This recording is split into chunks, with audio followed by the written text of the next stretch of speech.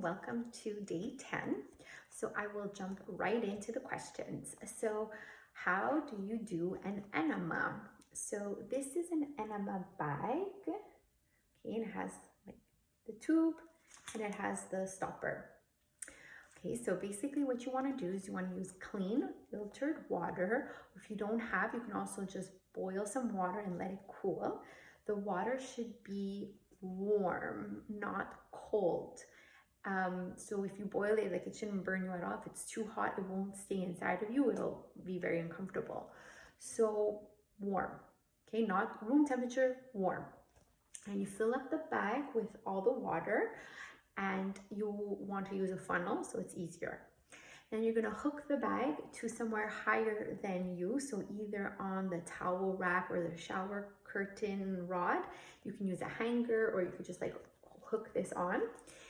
And you're going to get on your hands and knees, and you are going to put coconut oil on this tip, and you're going to insert it inside of you.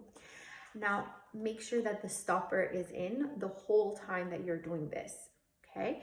Then you slowly undo the stopper, so you release and slowly let the water come inside of you. Don't go too fast. I would even stop it right away, put a little bit of water, and then just wait and let the water move into your intestines. If you go too fast, you're going to feel like you have to go to the bathroom really quickly, and you're gonna have to release. And you really want to get as much water inside of you so it goes up as high as possible into the intestines to get the best results. So you place a little bit of water, you pause, you lock it, and you move around. And then you add a little bit more. You move around, you add a little bit more. If you really can't take it, especially if you're new to this, you're gonna have to release really soon. Just go and then clean the tip and start all over. Like, keep going till the water is done from the bag. But sometimes if you're more advanced, or if you go really slowly, you might actually be able to put almost the whole bag inside of you. The more water you get and the longer you let it sit and you move around, you can rest on your right side, your left side, you can massage your belly, or you could just stay put and just wait, the better it is. When you feel like you have to release, so after, I don't know, 5-10 minutes, if you can actually leave it in that long, you go to the bathroom, on the toilet, and you just let all the water come out of you. Now, what you're looking for is waste to come out of you. So you don't just want to feel like water is spitting out of you. So that means you didn't hold it in long enough, or you went too fast, or you're just new to this and you don't know how to do it yet. What you want is to actually feel like the anus is opening and closing, like you're having a bowel movement. So it's actual waste coming out of you. So that's how you know if you have a good session. Okay, so this is something that you can do if you're feeling lots of bloating, lots of gas, or you just feel like you're not completely eliminating. So you can start to add this in. And what this does is actually strengthens your intestines, and it actually helps you have better bowel movements over time. It's not a band-aid like a laxative. This is not as efficient as a colonic. A colonic will go a lot higher. They are trained, they know what they're doing, they're better. But this is definitely something that's good to have in your house. If you're a constipator, if you just need a bit of help, or if you can't get to someone who does colonics. Okay, I bought this bag at the clinic I used to work at, but you can really just like Google search either like plastic enema bag. You can go to the pharmacy, you can get a reusable one, or like a disposable one. So that's enemas. The next question, of course, everybody wants to know is, how do I continue after the 10 days? So I recommend, if you can, to really aim for level 1. Of course, if that's too easy for you, then aim for level 2. But you're aiming to live your life at least like 5 days a week, level 1, like Monday to Friday, as much as possible. I don't think it's that far-fetched. Or you can look at it in another way, which is kind of more what I do, is 80% of the time to 90% of the time, I'm living level 1, and then 10 to 20% of the time, I'm having fun or enjoying my life. And for the most part, I recommend that you are doing at least level 1 till dinner time. And then maybe at dinner, that's where you'll be like adding in that 20% a little bit more often. And the reason for that I suggest is because you're often eating alone during the day, where at night, it's maybe when things come up, you're cooking for other people. So sometimes it's more challenging. So what is a sample great day after the cleanse. So if you're used to doing your lemon and lime water in the morning, or lemon or lime water, totally keep that in. If you like to do freshly pressed juices, totally keep that in. You can do it like I do sometimes, and sometimes I don't. You can have fruit for breakfast or big smoothies for breakfast. Sometimes you can make it leafy greens. Throughout the morning, you can snack on as much fruit as you want, and you're keeping it pretty low fat. Sometimes you might have something other than that. You might go for breakfast with friends. You might want to like a good quality bread with some almond butter, or you might want like a smoothie bowl with some homemade granola or some oatmeal. Like you might want something that's not on the list that's considered healthier. That could be like 20% of the time. If you're someone who used to drink coffee and you want to bring that back in, maybe you're aiming to do more like a plant milk instead of a dairy. And don't think of this as like, oh, I'm cheating or not following it as much. Just think of this as like, let me see how these foods make me feel, and just be mindful. Like, you know, I like oatmeal, but over the years I realized I don't feel that good when I have oatmeal. I actually feel quite tired after I have oatmeal, and I always feel so much better with a smoothie or just eating the fruits. Now, even with that knowledge, I still might have oatmeal sometimes, and that's okay. That's like 20%. I'm living my life, but it's funny because often when I have it after, I'm like, I wasn't as good as I thought it was, or it was good, but I'm very tired now, and it's maybe not worth it. And then next time when that craving comes on, I'm just more mindful that I probably might not want it. So, and sometimes I do. So that's what I would say for like a breakfast. And then sometimes like you can do like lemon water, fruits, or smoothie or juices in the morning. And then maybe you were someone who likes chia seed pudding or toast with almond butter. Maybe you can do that the first part of your morning, and then just add in what you used to have after you had all your healthy food. So like if you still want the eggs and the toast, or you still want the pancakes, have it after you do your morning routine.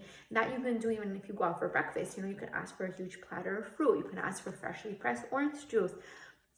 And then you can say, okay, I also want my eggs. Well, at least you eat those things first, and then whatever you didn't, you just eat like less of the eggs. So that's my suggestion for breakfast. For lunch, you know, you're doing lots of leafy greens and big salads, cut up veggies. Maybe you're doing some like legumes like chickpeas or lentils in your salads. Maybe it's winter, so you're doing like those beans as a soup more with your salads or cut up veggies. Maybe you're doing like avocado in there. If you're doing like bread with your lunch, again, it's not what I recommend, but you're doing like the best quality, like Ezekiel bread. You're doing more like gluten-free greens like quinoa or millet. And you're keeping it pretty light during the day. If every now and then you want like chicken in your salad or tuna, that's fine, but it's not level 1. So just like like I said, you're doing more often like closer to level 1, where you're waiting for the animal in the evening, and the pastas and stuff like that in the evening, the breads in the evening. But like a rule of thumb would be like, can I eat raw with whatever I'm eating? So even if I'm going out for lunch, can I still have like a big salad, even if I'm having a pizza? So you're just like always trying to add in those living greens and veggies to support you. And then throughout the day, you know, you're stacking lots of fruits and vegetables. If sometimes you want nuts and seeds, that's fine. So like you're trying to keep your nuts and seeds and fats later on, like after lunch or as of lunch. And then at night, you know, you're doing like lots of big salads, cooked vegetables, again, some legumes, some gluten-free pastas, gluten-free greens. Maybe you're doing wild meats or wild fishes. And sometimes you're just like enjoying your life, but you're still always trying to like pair those healthy veggies. And then, you know, for desserts, I highly recommend, if you know you're someone who likes desserts, maybe you can Google like gluten-free vegan cookies. Even though you're not a vegan, at least they won't have eggs in it, won't have butter. And there's some that taste so good, especially for the desserts. It's so easy to find healthy alternatives that taste just as good, because you can use things like maple syrup and dates and nuts and gluten-free like oat flour. So those things are usually easier to stick with. You know, maybe make a big batch on the weekend and then enjoy it with friends, make extra, freeze it for when you want. You can try to do like I said, energy balls. Like I have some like treats on my website. Or you could just Google like energy bites, energy balls, night and seed balls, night and seed bars, things like that. Those are always good. Like I said, have a lot of dates in the house for dessert as well.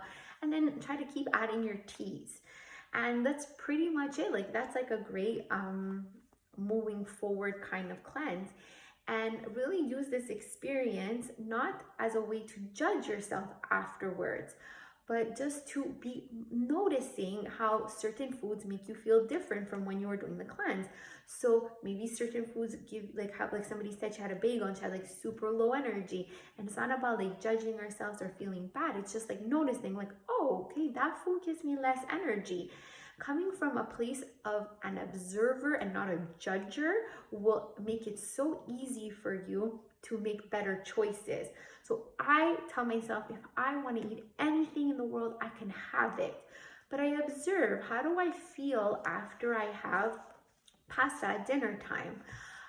I am enjoying it in the moment, but I often have more sugar cravings after dinner. I am more sluggish. The next day, my bowels are not as good. It's like, So next time, I just observed there was no judgment. I enjoyed it while I ate it. But then next time, when it's time to decide what to make for dinner, it's always there, the option.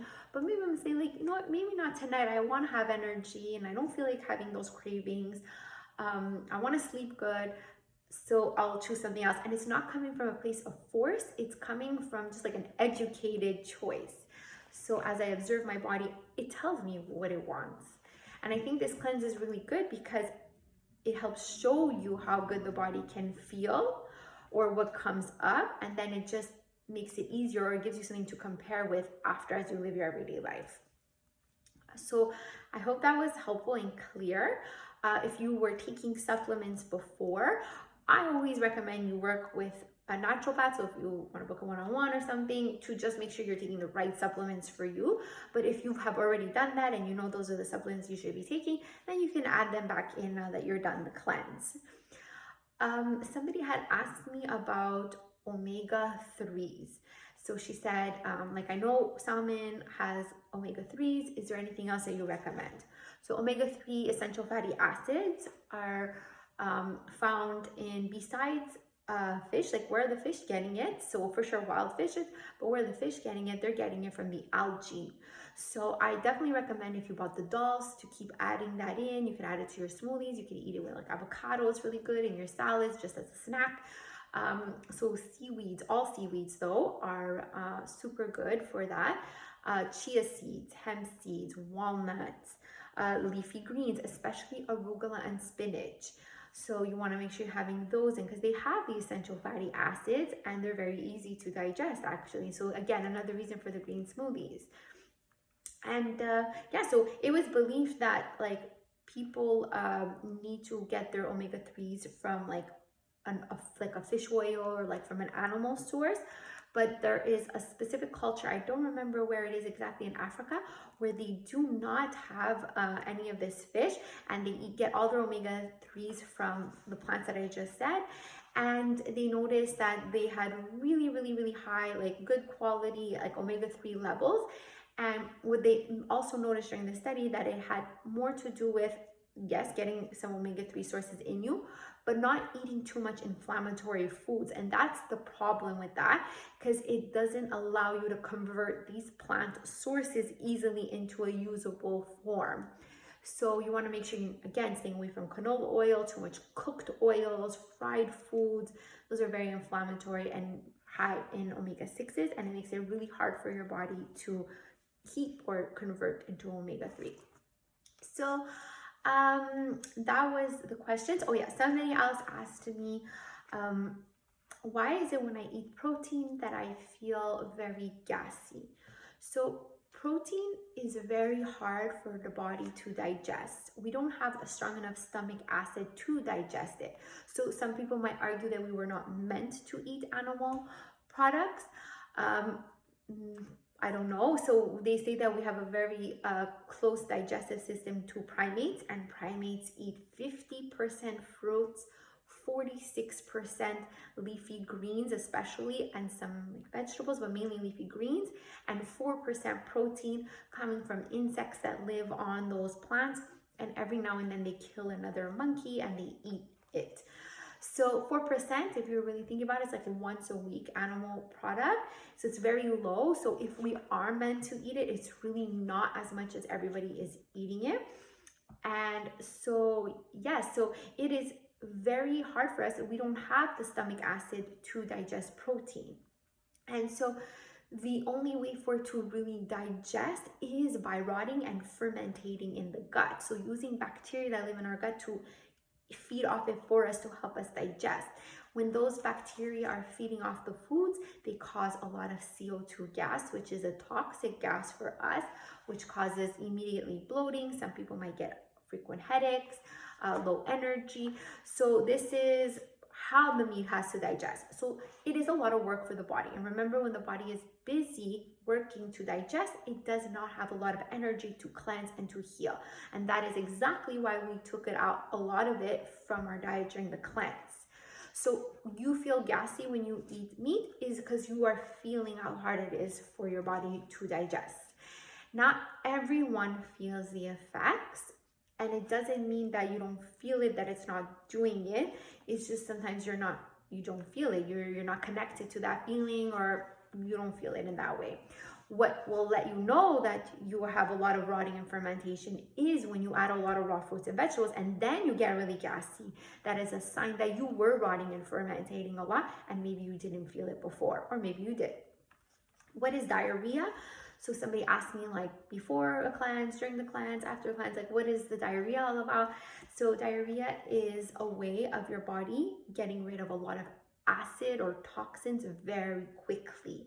So that is why when you get a stomach bug, you'll have diarrhea, because the body's pushing everything out very, very fast, and it doesn't sit inside of you long enough for the water to be drawn out again.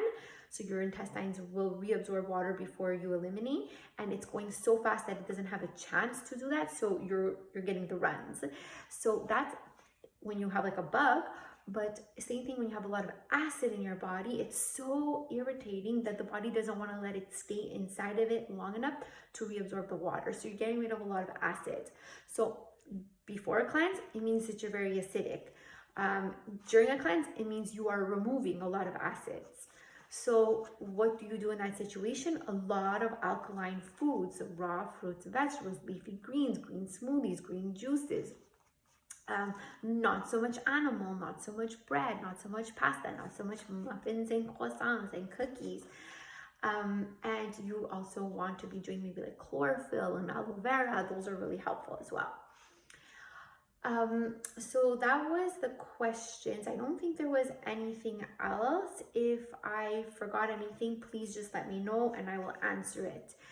I would like to ask you a favor. If you can give me feedback on how you are feeling. So I would love it if you can send me your testimonials so I can use it on my website or social media. I would love it. It would make me super happy. It could even be just like one line of like how you felt or how your experience was. Like if someone asked you about the cleanse, what would you say? I would really, really appreciate that. But also you can just give me your feedback, like is there anything I could have done to make this experience better for you or easier for you? It could be positive, negative, all good. I think that some people maybe wanted more recipes, so that's something I can do. They didn't say it, but maybe I'm wrong, but maybe they're asking for it, so maybe next time I could do even more recipes. So if you have any like feedback, just email me back. I would love to hear any thoughts or comments of your experience. I will keep all the videos up for a while, like at least a month, but eventually I will be taking them down because it's my actual YouTube channel. I have not started creating videos yet, but it's something I will be doing, so it's going to be public after, so I'll have to take the videos down.